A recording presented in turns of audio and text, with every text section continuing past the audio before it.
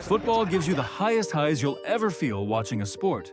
The ball flies beyond Raya into the box. And then, without warning, it takes something from you that you can never get back. These are the moments that stopped stadiums, silenced commentators, Helicopters just crashed next to the stadium. and made grown men cry in front of millions. By the end of this, you'll understand why football isn't just a game, it's real life, with real consequences. Let's start with the day a helicopter fell out of the sky. It looked like a routine departure. Leicester City owner Vichai Srivardhana Prabha's helicopter lifted off directly from the pitch after a match, exactly as it always did. The BBC has been told the owner of Leicester City Football Club was on board the helicopter that crashed and burst into flames just minutes after taking off from the King Power Stadium last night. Everything was going to plan until the aircraft cleared the top of the stadium.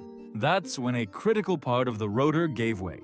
The pilot lost all control. The helicopter plummeted straight down and exploded into a fireball so intense that the wreckage was barely recognizable afterward. Nobody on board survived. Not Vichai, not the two pilots, not the two staff members who had boarded with him. Fans gathered outside King Power Stadium that night in complete shock, unable to process what they just watched happen above their own ground. Even Jamie Vardy, one of the toughest players in the league, was seen outside the gates, leaving flowers, tears running down his face. When football resumed days later, both sides played in silence and mourning. Even bitter rivals paused their rivalry to pay respect. Now here's a moment that started as a celebration and ended as a nightmare. January 2019. Emiliano Sala had just signed the contract of his life, a record transfer to Cardiff City that would finally get him into the Premier League. Before starting his new chapter, he wanted to go back to Nantes one last time, pack his things, say goodbye to the staff, hug the teammates who'd become his family. He posted a photo with the whole squad, captioned simply, "Last goodbye." He had no idea how true those words would become. Nantes arranged a private plane as a farewell gesture. He imagined something sleek. What waited for him at the airport was a tiny, aging, single-engine aircraft that barely started, in weather that should have grounded every flight that day. He boarded anyway. Mid-flight, he sent a voice message to a friend. Estoy acá arriba del avión que parece que se está por caer a pedazos y me estoy yendo para Cardiff, loco, que no sé si van a mandar a alguien a buscarme porque no me van a encontrar, pero ya saben, papá, qué miedo que tengo. Those were his final words. The plane vanished from radar over the English Channel. The official search was called off after 3 days. Nobody could survive that long in those waters, but his family refused to accept it. They personally funded a private search team who eventually found the wreckage on the seabed. Only one body was recovered. The saddest image, though, didn't come from the crash site. It came from Salah's home in Nantes. A photo of Nala, the rescue dog he'd adopted himself, sitting by the glass door, waiting for him to walk back through it. She never stopped waiting. Now picture this one, because it happened only recently, and it hit the football world harder than almost anything before it. Diogo Jota had just won the Premier League with Liverpool. Weeks later, Portugal lifted the Nations League trophy, only their third major title in over a century. Jota soaked in every second of it. He still had his wedding ahead of him, delayed until the season ended so he could enjoy it properly. Life had never looked better. Then a partially collapsed lung sent him into emergency surgery. It went well, but doctors grounded him from flying. Cabin pressure was too risky, so he made a simple plan instead. Take a ferry from Portugal to Spain, then drive the rest of the way home to England with his brother. Less than 20 kilometers from the Spanish border, a tire blew out on his Lamborghini. The car rolled several times and caught fire. There was no surviving it, from the top of his career to the end of his life in a matter of seconds. Bernardo Silva, Virgil van Dijk, and players from every corner of the sport attended the funeral. The entire sport stood still.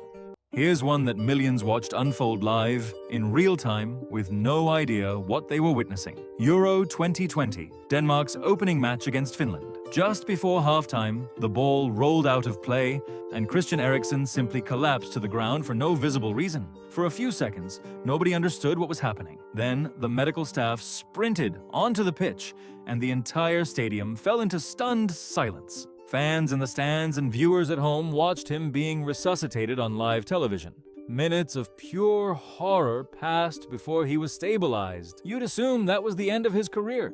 Yeah, what should I say? He was gone, and we did cardiac resuscitation, and there was cardiac arrest. How close were we? I don't know. We got him back after one defib, so that's quite fast. A heart condition and professional football don't usually mix, but Eriksen's story doesn't end in tragedy.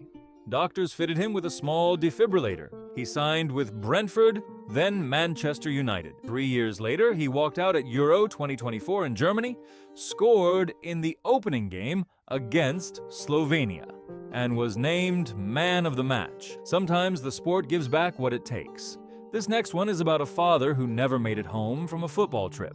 Guy Bretschel lived for two things: his 12-year-old daughter and Manchester City. When City played Villarreal, he flew out to Spain with friends to watch. His own father was set to fly out the next morning to join him for the match. Instead, his father received a phone call with the worst news imaginable. He landed in Spain to identify his own son's body. Nobody fully understood what happened. His body simply gave out overnight, but something good came out of the tragedy. City supporters rallied together within hours. A fundraiser to bring his body home and support his daughter raised over $40,000 almost immediately. In the middle of tragedy, fans reminded everyone what this sport is actually about. Now, grief that came twice for the same man. Cristiano Ronaldo lost his father at just 20 years old. He hoped he'd never feel that kind of pain again. He wasn't so lucky. In 2022, Georgina was expecting twins. The whole family was overjoyed, especially Cristiano. He'd spoken often about how growing up with nothing made him want to give his own children everything he never had. So when the day came and he rushed her to the hospital, he was nervous but excited. Then something went wrong during delivery. He was sent to the waiting room. Minutes felt like hours. When the doctor finally walked out, he said Georgina was fine, the newborn daughter was healthy, and then paused.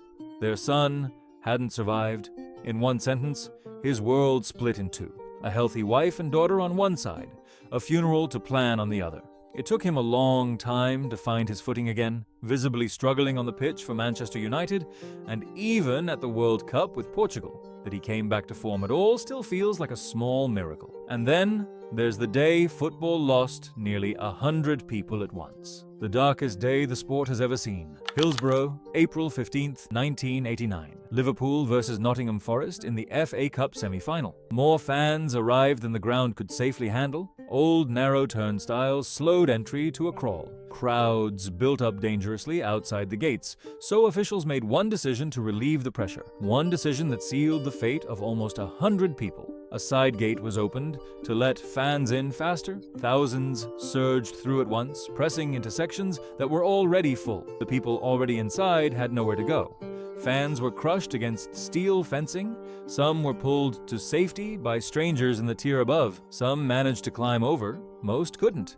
People were crushed and trampled, live on television, in front of the entire country. When it was finally over, 97 people never went home. Over 700 more were injured, all because of one decision made in seconds to open one gate. Last one, a career that ended not with an injury but with a broken heart. Lionel Messi was signed by Barcelona at just 13 years old. After the club agreed to pay for the expensive growth hormone treatment he needed, he repaid that faith with 21 years of loyalty, becoming one of the greatest to ever play the game, and truly believing he'd retire wearing that one shirt. He was wrong. Barcelona spiraled into serious financial trouble. When COVID hit in 2020, the debt became unmanageable. Even after Messi agreed to cut his own salary in half to help, it wasn't enough. He was forced to leave the only club he'd ever known. In tears, at a press conference, the entire football world watched live. Football will break your heart in ways you never see coming. It will take fathers, sons, and legends without warning, and it will ask you to keep watching anyway. Now tell me, who is your favorite player in football? And don't forget to subscribe for more knowledgeable football videos.